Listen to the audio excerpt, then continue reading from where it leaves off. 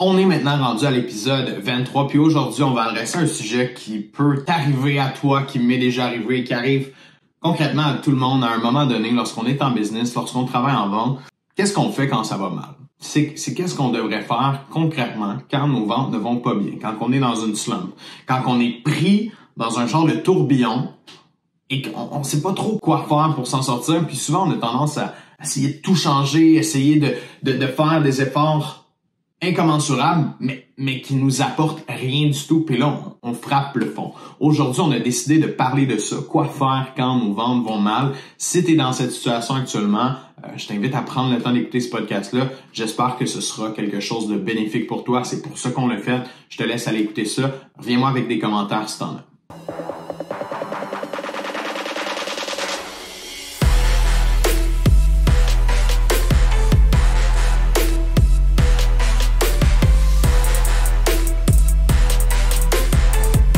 Aujourd'hui, j'avais le goût d'aborder un sujet peut-être, encore une fois, très important, mais un sujet que beaucoup de gens vont probablement se sentir interpellés par ça, c'est en fait les ventes qui ne vont pas bien. Hein. Je le dis tout simplement comme ça. Il y a beaucoup de gens à qui je parle dernièrement puis que ça va pas bien, les ventes. Puis on a tendance à remettre la cause un peu sur l'économie va pas bien, les autres business vont pas bien aussi. Je suis pas le seul à vivre cette situation-là. Puis je vois des gens qui se comparent et qui se consolent. Mais je suis pas tant d'avis à ça. Je pense pas que c'est la bonne solution à faire de faire comme ça va mal pour les autres, c'est correct, c'est normal que ça aille mal pour moi aussi. Factice, c'est vrai, peut-être que l'économie est plus difficile. En fait, elle est plus difficile, l'économie à l'heure actuelle. Mais c'est pas une raison pour laisser tomber ton entreprise, mettre des gens à pied. Il y a des solutions à ça, il y a des façons de rehausser les ventes. Puis aujourd'hui, on veut vous donner des indicateurs vraiment précis sur qu'est-ce qu'on doit faire quand ça va mal dans nos ventes? C'est quoi les bonnes habitudes à faire? C'est quoi les bons réflexes qu'on devrait avoir lorsque nos ventes vont mal? Évidemment, pour rehausser ces ventes-là, pour faire en sorte que votre business continue d'avancer. Puis une business qui avance, c'est une business qui prend de la croissance. Hein? Ce n'est pas une business qui stagne, qui reste au point mort. Une business qui avance, c'est une business qui prend de la croissance. Fait que, Bill, ça va? Ça va bien, merci. J'étais dans mon intro infinissable. Pour commencer, effectivement, avant d'aller dans la direction de qu'est-ce qu'il faut faire, il faut d'abord s'assurer qu'on fait les bonnes actions. Est-ce qu'on est vraiment dans une slump? Parce que les ventes vont mal, tout le monde va parler de je suis dans une slump. Bon, fait que, quels sont les meilleurs facteurs ou les bonnes pistes de réflexion afin de s'assurer qu'on est vraiment dans une problématique de vente concrète?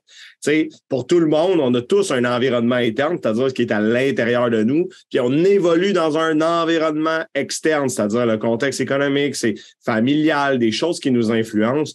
Comment on peut faire un tour 360 de tout ça pour venir regarder la cause propre de notre malheur? Puis lorsqu'on est capable de l'identifier, on est capable de soit pivoter, soit corriger, soit améliorer, mais faire quelque chose avec la situation et pas tomber dans l'espèce de complaisance de c'est de la faute de l'économie, c'est comme ça pour tous mes coworkers ou dans mon industrie, c'est de la merde. Fait que je me lance pas. Fait que avant d'arriver à c'est quoi qu'il faut faire, il faut définitivement expliquer comment arriver à identifier la cause propre du problème. Ouais, puis pour faire du pouce sur ça, je pense qu'on a tendance à regarder les autres qui vont pas bien. Enfin, eux autres aussi, ça va pas bien. Mais regarde ceux que ça va bien. Inspire-toi peut-être ou motive-toi par. Il y en a qui réussissent en ce moment. Puis c'est vrai, là, dans toutes les industries, ça peut être difficile en ce moment, mais il y en a qui, au contraire, eux, ils explosent. Puis ils ont des résultats incroyables. Fait que qu'est-ce qu'ils font de différent, ces gens-là? Qu'est-ce qu'ils ont fait concrètement pour avoir des résultats incroyables?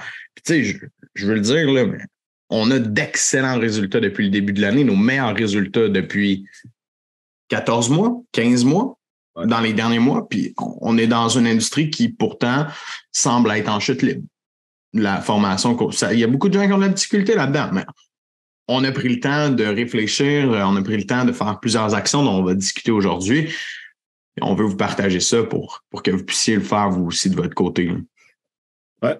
Le premier point, avant de commencer à regarder à l'externe, il faut toujours regarder son nombril. Il faut toujours regarder quelle est son implication dans la business au niveau des ventes pour comprendre est-ce que c'est nous le responsable de cette fluctuation de vente-là.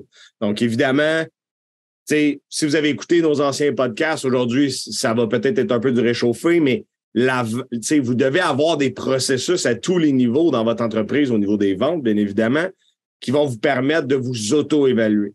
OK? Si votre auto-évaluation, elle est pragmatique, très théorique et qui vous permet d'isoler les facteurs aléatoires, le hasard, les émotions, etc., puis que vous êtes capable de venir vous coter, vous donner une note sur vos performances de vente, sur, par exemple, les 50 dernières présentations, puis de tisser vraiment des problématiques qui ne sont pas de votre ressort, c'est-à-dire un client que, tu sais, pendant 6 mois, vous n'avez jamais de lapin, ça close, la pré-qualif est bonne, les gens ont de l'argent, ça paye, mais là, il y a des tangentes, puis il y a des thèmes qui reviennent. Un peu moins d'argent, c'est plus difficile actuellement, puis là, on est capable de venir isoler une variable qui revient pas nécessairement de vous. Alors, l'auto-évaluation doit être faite de façon systématique. Quand ça va moins bien, on recule d'un pas et on analyse comment on travaille de façon agressive, de façon intense. Il faut devenir obsessionnel par rapport à son évaluation parce que vous voulez savoir, est-ce que c'est votre faute? Est-ce que vous pouvez modéliser quelque chose pour améliorer les résultats?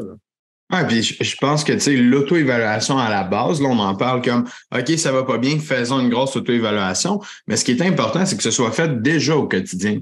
Tu sais, quelqu'un qui prend le temps toujours de s'auto-évaluer va être capable de lever le drapeau de façon beaucoup plus rapide plutôt que de foncer dans le mur et de faire comme ah shit, ça va pas bien, puis j'ai plein d'affaires à corriger. Puis, factice, c'est normal. C'est normal pour quelqu'un qui n'est pas habitué à vendre. Tu sais, j'en parle, mais tu sais, les entrepreneurs comprennent pas toujours qu'ils ont un rôle de vente à jouer, puis ils prennent pas la vente nécessairement au sérieux. Ils prennent ça plus comme j'ai des clients, ils ont besoin de moi, je vais leur offrir ce que j'ai à leur offrir. Mais la réalité, c'est que ta compétition, si elle décide de prendre la vente plus au sérieux que toi, tu vas voir qu'ils vont te skipper dans les résultats. Fait que premièrement, il faut que tu comprennes que tu as un rôle en vente, puis tu peux améliorer ces compétences-là. Puis il y a vraiment 2 volets que je veux adresser, moi, sur ça, sur l'auto-évaluation. Il y a le volet aptitude, comme tu viens de mentionner, les compétences, les systèmes qu'on a en place, est-ce qu'on les applique bien, est-ce que c'est bien fait? Puis il y a l'autre variable qui est plus difficile à identifier, puis plus difficile à travailler, c'est la variable de l'attitude. Parce que, puis on en a des exemples concrets, mais l'attitude fait toute la différence. Quelqu'un qui vend, puis qui est dans une slum, puis que la vie, c'est de la merde, puis ma job, c'est de la merde, puis en ce moment, la business, tu sais, on rentre dans ce mood-là de négativité, en fait, ce mood-là de terreur, je pourrais même dire là, que c'était peurant d'aller rencontrer des clients parce que j'ai peur de me faire dire non, j'ai peur de me faire accrocher à la ligne au nez, j'ai peur qu'ils ne viennent pas. Si tu es dans ce mood-là à l'heure actuelle, il y a un côté qui va être très important à travailler sur ton attitude parce que ça se ressent. Quelqu'un qui est en détresse de vendre, qui a besoin de vendre pour mettre du pain sur la table demain matin, qui est shark, ou peu importe comment que ça le transforme, comment que ça change son attitude, ça se perçoit, ça se ressent et les clients, ils fuient ça comme la peste. Fait que tu veux pas être cette personne-là. Oui, c'est la partie qui est plus difficile à tracker parce que ça prend une certaine sensibilité puis une certaine humilité pour être en mesure d'être autocritique par rapport à comment tu réagis ou par rapport à comment tes émotions viennent moduler tes performances de vente. Et bien, celle-là, elle est plus difficile à établir comme processus, mais avec le temps, vous allez finir par vous comprendre en tant qu'humain puis savoir comment vous modélisez par rapport à vos résultats. Parce que l'authenticité, si vous sentez que vous n'êtes pas la même personne en vente parce que vous mettez un peu plus de pression, parce que vous voulez absolument ramasser le deal, le client va le ressentir, comme tu as dit, c'est inévitable. Ça paraît un vendeur désespéré avec le mindset qui a shifté, qui n'est pas dans le bon alignement. Ça paraît parce que l'authenticité, ça transpire par les pores de la peau. Puis c'est important d'être capable de faire un step back. Je ne suis pas du genre à recommander ça, mais si tes ventes vont archi mal puis que tu n'as plus d'argent, trouve-toi un side job. J'ai déjà recommandé à un de nos étudiants d'aller faire genre du DoorDash puis du Uber juste pour cover the basic expense, là. Puis après ça, genre focus sur les ventes, puis ça l'avait permis de venir atténuer un stress inutile qui traînait auprès de ses clients. Fait que l'attitude, effectivement, plus difficile à venir évaluer, mais c'est en développant la sensibilité. Puis honnêtement, je pense que les gens dans votre environnement vont vous le dire. Coudonc, T'es donc ben boubou, t'es donc ben de mauvaise humeur, toi, aujourd'hui. Qu'est-ce qui se passe avec toi? C'est tous des petits indicateurs là, que si ta blonde, ton chum te répercute ça, peut-être de quoi que ton client, ça lui, il te serait le dit pas. Ton client, il t'aime pas, il s'en fout de toi. Il te le dira pas que t'as l'air bête puis que t'es stressé, puis ça paraît, tu sais. Ah, puis tu sais, on a un bel exemple concret de ça qui est arrivé justement cette semaine sur un coaching avec une de nos étudiantes. Puis ça faisait 2 ou 3 semaines que ça allait vraiment pas bien, ses ventes pour pas la nommer. Ça faisait 2 ou 3 semaines que ça allait pas bien. Puis elle était comme là, je sais plus quoi faire. Puis tu sais, on était en mode OK, on change ci, on change ça. On veut faire plein d'affaires, mais ça reste que ça décloche pas. Tu sais, on a l'impression qu'on fait tout en notre possible. On prend des rencontres, on rencontre du monde. Puis, on n'est jamais capable de déclocher. On a l'impression, voire même d'être malchanceux. Puis ce qui est arrivé, elle a signé un deal à 26 000 de commission. Puis à ce moment-là, après ça, tout ce qu'elle a touché dans la semaine, ça l'a closé. Pourquoi? Mindset. Mindset. Elle est arrivée, puis là, elle devait être tellement de bonne humeur. Elle devait tellement, genre, dégager un aura de genre, j'ai envie de travailler avec tout le monde, tu sais, en voulant dire, je suis heureux, ça fait du bien, je suis content. Puis ça, c'est ça que les gens achètent. Ils aiment ça, avoir des gens. Tu sais, si tu souris pas, là, ton client en face de toi, il sourira pas, je te le confirme. Fait que, tu sais, juste de dégager ça, de dégager cette confiance-là qui va transparaître à travers ton aura, ben les gens s'attachent beaucoup à ça. Quelqu'un qui est confiant, qui est sûr de lui, qui est authentique, comme tu l'as mentionné, ben, tabarouette, on a le goût de travailler avec ces gens-là. Puis tout ce qu'il va nous dire, ça va passer mieux. Le charisme va augmenter suite à ça. Fait que, tu sais, c'est là que c'est dur à expliquer. On en parlait juste avant, puis tu le disais, là, même toi, ça t'arrive là, 2 semaines de vente que ça va pas bien. On dirait qu'on s'enfonce là-dedans. Tout le monde le vit. Ça nous prend un win, ça nous prend quelque chose des fois pour s'en sortir, pour être capable. La réalité, c'est quand on fait bien les choses et qu'on travaille de la bonne façon, c'est juste ça, là, c'est l'attitude qui est à changer là-dedans. Et, un des meilleurs coaching tips que j'avais eu à cet égard-là, c'est comme je dis, quand on dit ça prend de la sensibilité pour apprendre à se connaître au niveau de l'attitude, back in the days, là, il y a 10 ans, je faisais comme 40 rencontres clients par semaine. J'étais un imbécile qui travaillait excessivement intensément. Puis j'avais fait des semaines genre 2 sur 37. Là, puis j'avais comme perdu un peu le focus. Puis vraiment, mon attitude était comme vraiment partie. Puis un coach m'avait dit, genre, score des petits buts juste pour te remettre in the mood, d'avoir confiance. Puis après ça, passe à l'attaque, puis tu vas scorer des gros buts, ça va revenir naturellement parce que ta confiance va grandir. Puis c'était vrai, puis c'est encore le cas aujourd'hui. Des fois, je rentre dans d'autres business, je rentre des ventes complètement sketch, mais au moins, c'est comme un plus un, ça vient ajuster la carte de crédit mentale. Bon, OK, ça marche encore, on progresse. T'sais. Fait que, tu sais, définitivement, puis tu sais, je suis peut-être un peu trash sur ce que je vais dire, mais je pense que c'est essentiel. On a tous un niveau d'énergie, là, on peut dire, OK, aujourd'hui, je suis à mon 100%. OK? Tout le monde est capable de faire une analyse, de dire, moi, je suis quelqu'un d'heureux, je suis quelqu'un de plus boubou, tu sais. On a tout un 100%. Je pense qu'en vente, il faut être à 120% every fucking time. Puis en prospection, une petite coche encore plus haut. Parce que là, on est au cold call, on est en porte-à-porte, on est en cold email. Il faut vraiment mettre le paquet pour venir créer du contenu innovant, spécifique, qui va démontrer notre énergie, qui va donner envie aux gens de faire affaire avec nous. Fait que, tu sais, ultimement, si tu as l'impression que ton attitude, elle est à 80%, ça marche pas. Ça peut pas fonctionner. T'sais. Ouais, définitivement. Tous ces facteurs-là sont importants. Je pense qu'on a bien rappé ce premier point-là sur l'auto-évaluation. Tu sais, j'invite tout le monde qui ne font pas d'auto-évaluation à l'heure actuelle puis qui continuent un petit peu, je pourrais dire, la tête baissée à se casser la tête dans le mur over and over again. Venez nous jaser, on a des outils là-dessus gratuits dans notre groupe Facebook pour vous aider à mettre une auto-évaluation en place, poser des questions dans le groupe, adressez-vous aux autres personnes, comment vous avez fait. La meilleure chose que vous pouvez faire quand ça va pas bien, c'est commencer à en parler. Il faut pas garder ça pour nous quand on est dans cette situation-là. Des fois, l'auto-évaluation, elle vient pas de façon naturelle. C'est pas tout le monde qui est habitué, comme je disais tantôt, à le faire. Parlez-en, venez dans le groupe, posez-nous des questions, ça va toujours nous faire plaisir de vous donner un coup de main avec ça. C'est jamais le fun. On souhaite pas ça à personne d'être dans ces situations-là. Puis faut passer à l'action pour s'en sortir. Fait que, pour rappeler le premier point sur l'auto-évaluation, je pense que ça fait le tour. Puis le deuxième point, c'est celle-là, là. Oui, je l'ai. On peut pas en parler. T'sais. Non. les ventes vont moins bien. Donc, normalement, tu as probablement moins de rendez-vous. Et donc, vu que les ventes vont moins bien, tu as normalement moins de production, moins de delivery, moins de clients à rencontrer pour livrer ton service, ton produit, etc. Donc, tu as du temps. OK? Est-ce que tu prends ce temps-là pour faire du démarchage ou tu t'assois puis tu profites des belles journées que le printemps ou que l'été t'apporte? OK? Peut-être que tu vas écouter ce podcast-là, il va y avoir 6 pieds de neige. Il y a encore des belles journées l'hiver pareil, tu peux aller en ski. Est-ce que tu prends ce temps-là pour le monétiser puis le faire en sorte que ça va se transformer en opportunité ou tu t'assois dessus puis tu continues à chialer que ta compétition, ça roule pas? Puis que dans ton industrie, c'est plus au ralenti.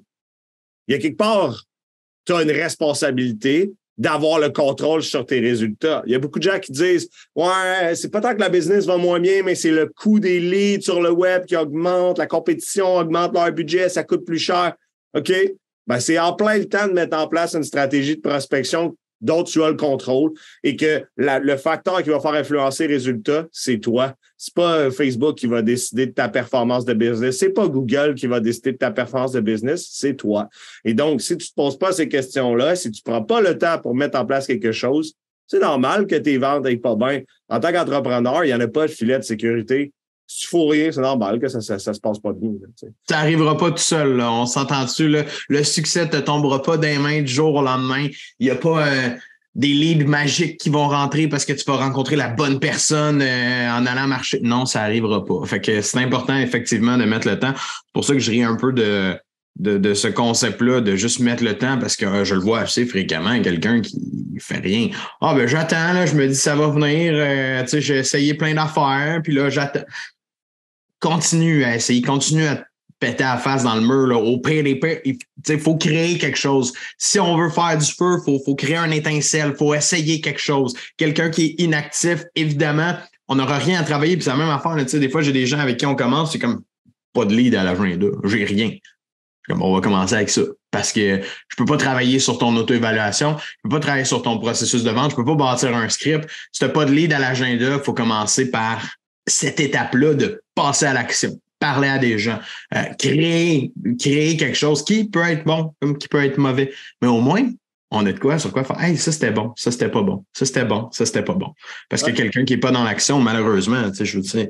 C'est sûrement un symptôme ou un paradoxe, là, mais tu sais, en 1980, là, ou before Facebook, là, juste avant toutes les GAFA de ce monde-là, tu rouvrais un commerce sur une artère passante, puis bang, la clientèle rentrait, tu mettais un peu de pub dans le journal, ça fonctionnait. It's fucking over, OK? On est tellement enterré par de la publicité qui arrive de partout, là, tu sais. C'est à peine s'ils nous envoient pas de la publicité subliminale, stick, là. Dans nos passés, je pense que s'ils pouvaient le faire, ils le feraient. Honnêtement, il y en a tellement partout. Fait que, tu sais, si tu n'arrives pas à shiner et à trouver une place, sorry, la clientèle, elle viendra pas à toi si tu fais rien, si tu fais pas d'effort, si tu investis pas, si tu prends pas du risque, ou tu prends pas des actions concrètes, il se passera rien. C'est tout. Fait qu'en ce moment, le temps, est-ce que tu t'en sers pour le monétiser ou tu t'en sers pour chialer? Si tu t'en sers pour chialer, débarque pas devant moi parce que tu risques de manger un coup de 2 par 4, honnêtement. Parce que la réalité, on va te la mettre en pleine face. Si tu fais rien, c'est normal que tu n'en as pas de résultats. Point.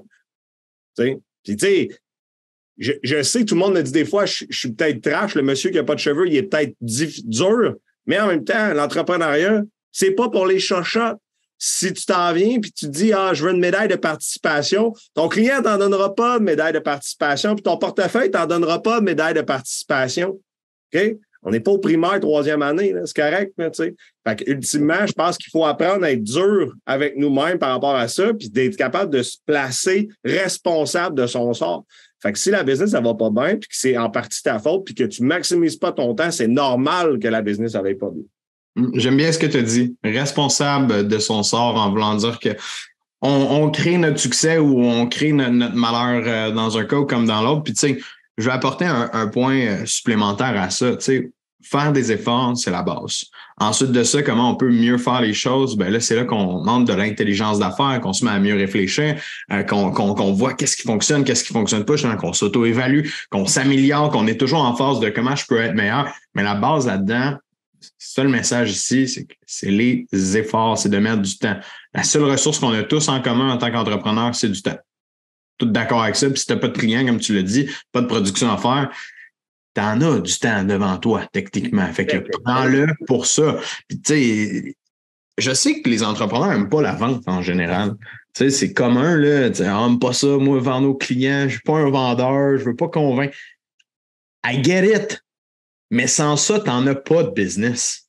Tu n'as pas d'argent pour faire travailler le monde si tu n'es pas capable de vendre tes services, tes produits au monde. Il n'y en a pas. Fait que investis ton temps là-dedans. Puis quand tu le maîtriseras, ben là, tu auras le fun de gérer les problèmes de gestion, puis de comptabilité, puis d'optimisation de la production, puis tout ça.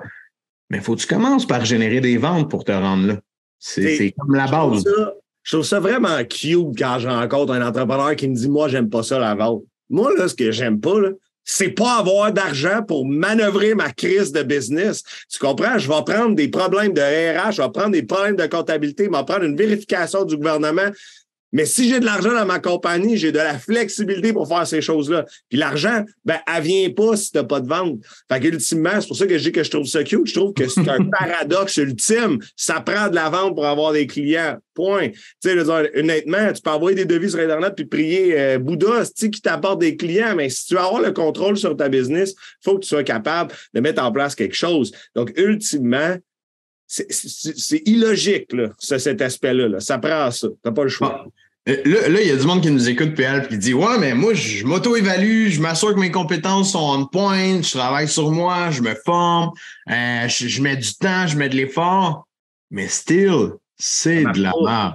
Ouais, ça marche pas. Fait que, là, ça, c'est notre troisième Golden Nugget, OK? Aujourd'hui, c'est le troisième. Puis si toi, tu es dans cette situation-là, tu t'auto-évalues, tu t'assures d'avoir des bons processus, tu as fait tes devoirs, puis tu travailles fort, ton agenda est booké, tout est là pour que ça fonctionne, mais ça ne fonctionne toujours pas. C'est quoi le third nugget PL? Je répète, c'est important, là. Auto-évaluation A++++. Ton taille est optimisé, tu prospectes A+++. Ta cotation, c'est 95% et plus. Là, okay? Que ça soit super clair. Tu ne peux pas passer au troisième point avant que 1 et 2 sont réglés. Le troisième point, bon, évidemment, ton client cible ou ton créneau de marché dans lequel tu attaques avec la prospection ou que tu targets sur le web ou vice-versa, est-ce que lui, il est dans un contexte externe qui vient l'impacter? C'est quoi le contexte externe? Est-ce que c'est les taux d'intérêt? Est-ce que c'est l'inflation? Est-ce que c'est son financement? Pensons par exemple aux fermiers actuellement. Là, leur taux d'intérêt variable pour les lopins de terre a augmenté. Ils font presque plus d'argent ou break-even. Il y a des gens qui vendent leur quota puis qui ferment leur production laitière, pas leur production laitière, leur production bovine à chaque mois actuellement. Donc ça, c'est un exemple. Donc, comment le contexte externe à eux les impacte? Et puis donc, quand tu es capable de faire une analyse puis qu'effectivement, ton auto-évaluation t'amène à dire que ton client cible, il en arrache, il faut peut-être que tu te remettes en question de dire « Good, peut-être que je fasse un pivot de client cible. » Parce que dans les cycles de l'économie,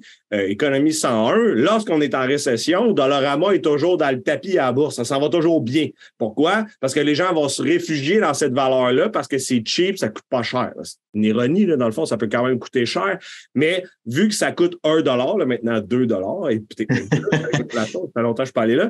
Mais l'idée, c'est que quand la récession frappe, Dollarama est souvent dans le vert parce que les gens se réfugient là-dedans. Alors, les investisseurs en bourse vont se réfugier aussi là parce que ça leur apporte des performances de leur portefeuille.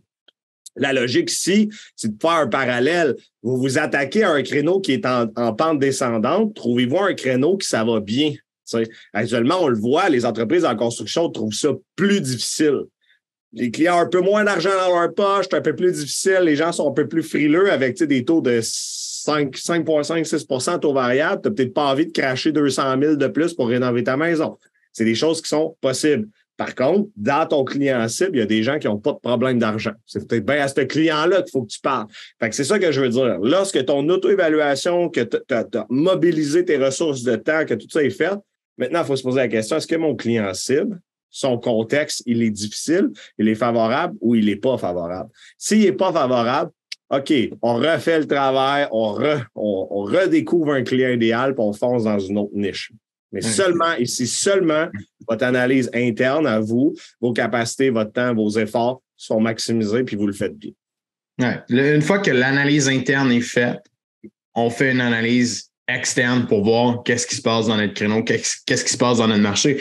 Tu vois, là, on est mai 2023. Je voyais dernièrement que, tout justement, les packages de formation, de coaching, je prends ça parce qu'on est dans ce domaine-là, ceux qui vendaient super cher, ça allait commencer à tomber de plus en plus, puis que là, les petites formations de cheap allaient être plus intéressantes.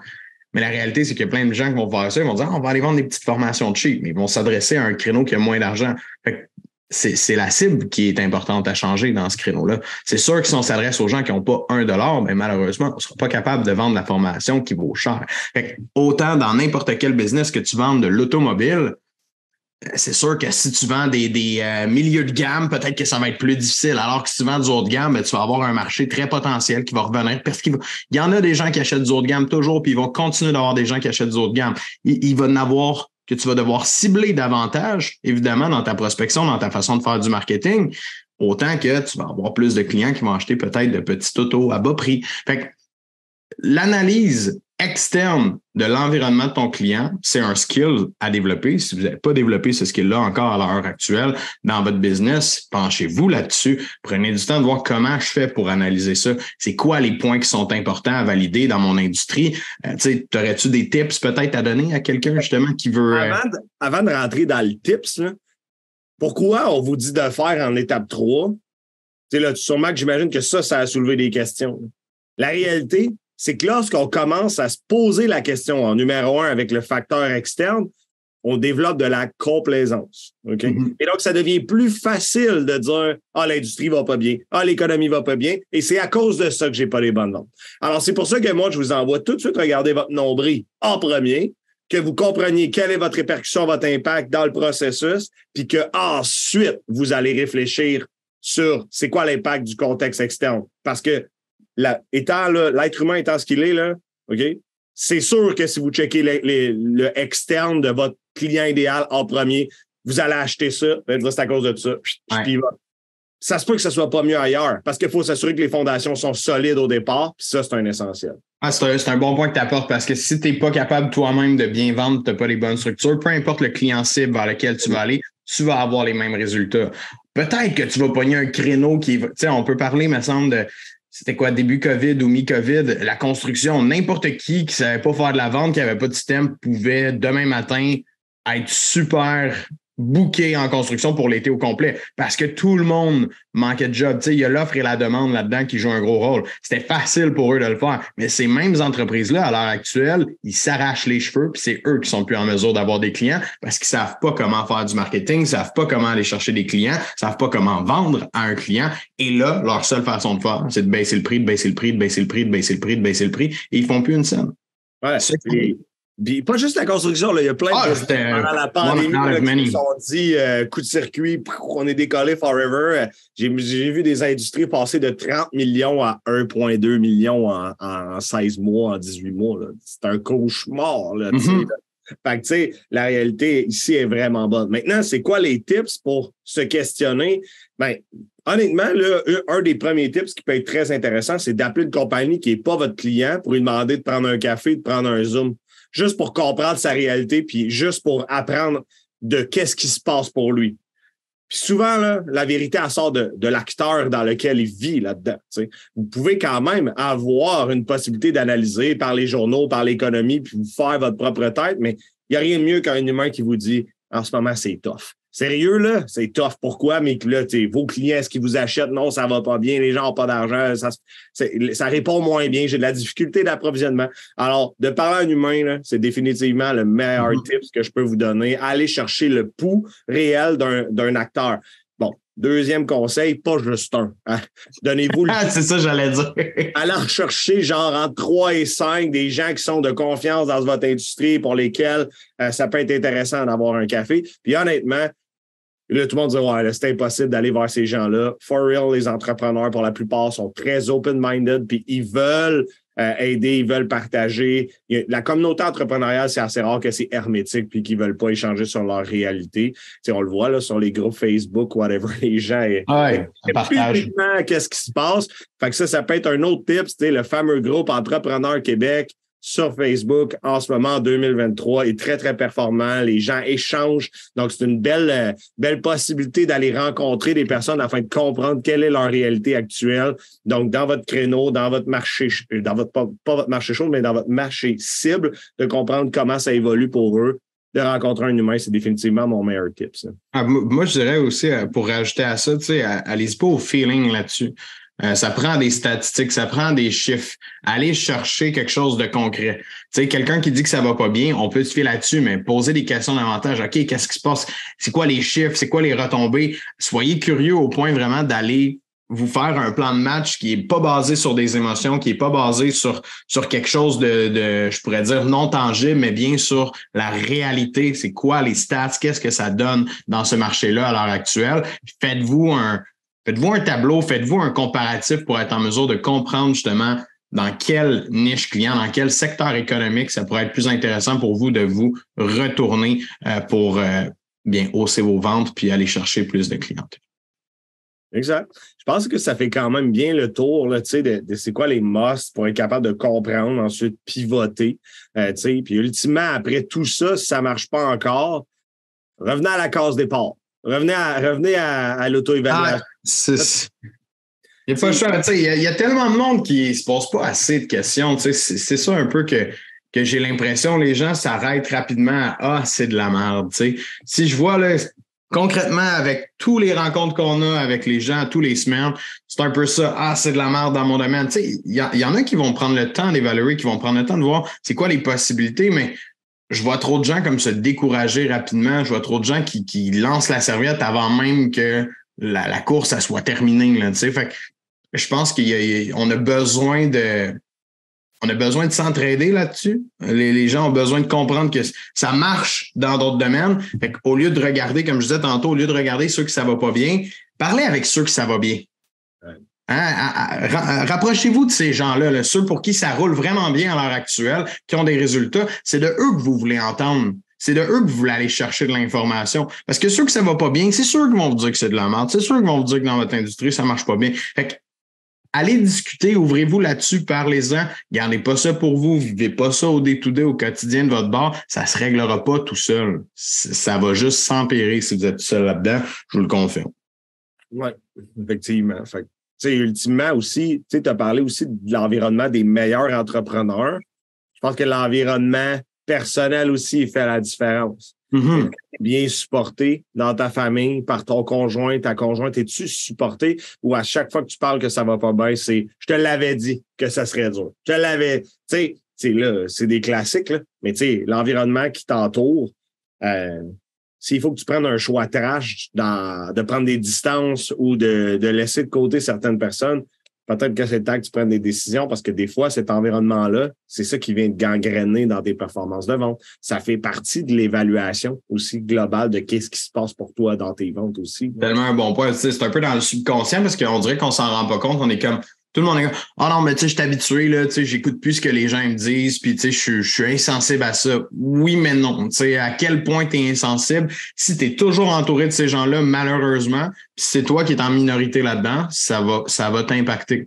Alors que si tu es dans un groupe qui majoritairement est « Hey, let's go, on trouve des solutions, puis on avance, puis on va faire quelque chose pour que ça aille mieux », ben, tu vas avoir ce mindset-là davantage, puis les solutions vont venir à toi de façon un petit peu plus instinctive versus le contraire, que de façon instinctive, tu vas être plus du genre à dire « Ouais, non, ça, c'est de la merde. Ouais, non, ça, je ferai pas. » C'est subconscient, mais c'est ça. J'aime toujours les comparaisons, tu sais, des fois qui sont peut-être pas nécessairement liées, mais mettons, prenons une maman de famille qui est en maternité, qui élève les enfants, puis le papa qui travaille des grosses heures, tu sais, pour combler les besoins financiers de la famille. La mère qui dit à ses enfants, « Bon, votre père est encore parti travailler. » Là, ça peut être l'inverse, by the way. Il y a de plus en plus de papas qui font le congé de parentalité pendant 1 an. Alors, bon, votre mère est partie travailler encore. OK? Puis là, les enfants, ce qu'ils entendent, c'est, ben, papa, il travaille tout le temps. Puis, ou maman travaille tout le temps. À l'inverse, votre père, c'est un super-héros, il est parti travailler pour que tout le monde soit bien ici. Ça change, tu sais, là, quand la maman revient, les enfants sont contents de voir le super-héros qui revient à la maison parce qu'il est allé faire des efforts. Alors, comment expliquer les choses dans son environnement? Tu sais, si à tous les jours, tu t'en vas travailler puis que ton conjoint ou ta conjointe te dit « Hey, bonne journée, let's go, éclate la ligue » ou « Bon, ben, bye, tu travailles encore », ça change tout. Ah ouais. Tu peux te dire ce que tu veux dans ta tête, mais si quelqu'un vient te miner puis te gangréner psychologiquement un petit peu à tous les jours, il est en train de te tuer à petit feu, malheureusement. J'aime vraiment l'exemple que tu as mis parce que les enfants, c'est tellement naïf que instinctivement, ils vont suivre un peu ce mood-là. Mais pourtant, nous aussi, adultes, on l'est naïf autant, mais on s'en rend juste moins compte encore. On a l'impression d'être solide. Je pense que c'est un peu, des fois, notre feeling d'être invincible là, qu'on peut avoir, de faire, ben non, moi, je suis correct. Moi, je suis comme ça. Moi, je suis habitué. Bullshit. I call bullshit on that. Très bon point, PL. Merci pour ça. J'aime bien. Donc, sur ça, on va wrap this up. Merci d'avoir pris le temps d'écouter cet épisode que je trouve pertinent parce qu'on n'en parle pas suffisamment de qu'est-ce qu'on doit faire quand ça ne va pas bien, quand on est bloqué au niveau des ventes, ce qui fait très, très mal en tant qu'entrepreneur travailleur autonome. C'est pas des choses qu'on aime vivre concrètement. Si cet épisode-là a été bénéfique pour toi, je crois qu'il peut l'être pour d'autres personnes qui pourraient être dans ta situation. Peut-être qu'ils ne sont pas actuellement, mais peut-être pourraient l'être un jour. C'est toujours des bons guidelines, des bons points qu'on doit savoir, qu'on doit comprendre lorsque nos ventes ne vont pas bien. Merci encore une fois d'être là. Merci de partager l'épisode. Merci de t'abonner, de laisser un 5 étoiles. Je le répète souvent, mais c'est notre paye à nous. On n'a pas de sponsor pour ce podcast-là. C'est nous qui le produit à 100%. Ça coûte des sous. On a quelqu'un à l'interne qui s'occupe de mettre ça en place. C'est pas quelque chose qui est facile à faire. Cependant, je sais que c'est très utile pour la communauté ici au Québec, voire même la communauté dans la francophonie. Donc, merci encore une fois d'être là. Merci de nous encourager. On se revoit dans un prochain épisode.